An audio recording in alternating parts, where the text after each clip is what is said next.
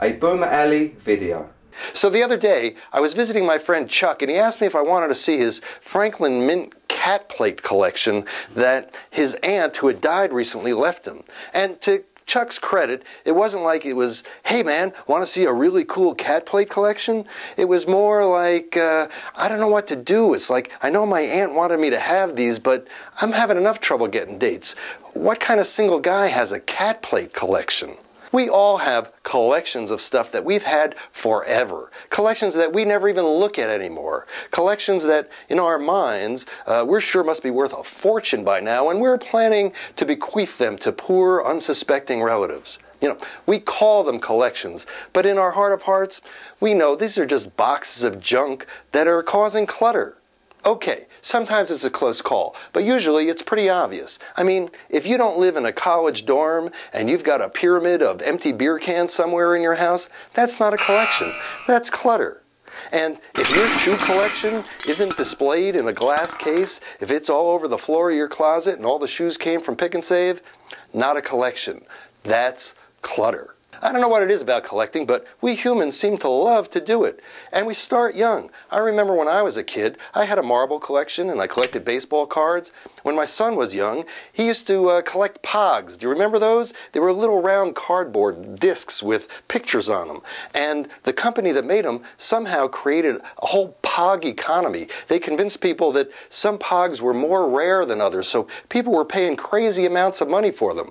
Pogs were supposed to be a good investment. They were going to appreciate like fine art. Now, if you're thinking that, well, gee, maybe if we all liquidated our Pog collections, we could take care of the national debt, well, you'd be wrong.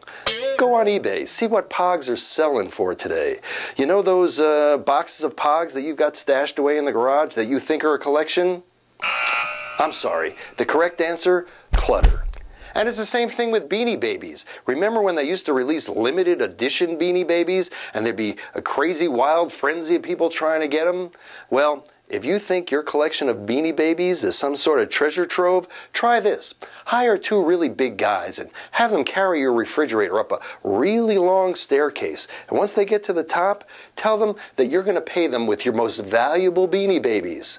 Then, tell me how those Beanie Babies taste after they've shoved them down your throat.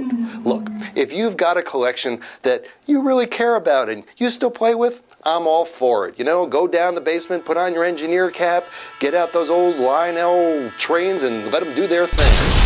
But if you're like me, and you've got a collection of record albums that you've been schlepping around since college, and you never play them anymore, and they're not really in good shape, and some of them you can't play at all because they've had Ripple or Boone's Farm apple wine spilled on them back in 1972, well, it may be time to get rid of the clutter. I mean, really, do I care about Orleans, or do I care about Kenny Rogers and the first edition's greatest hits? Or do I care about the Chambers Brothers?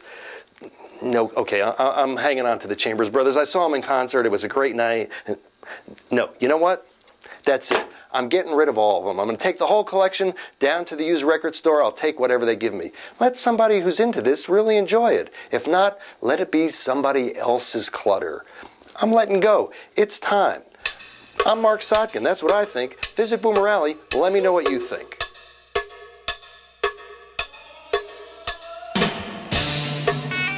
It's Boomer Alley, love.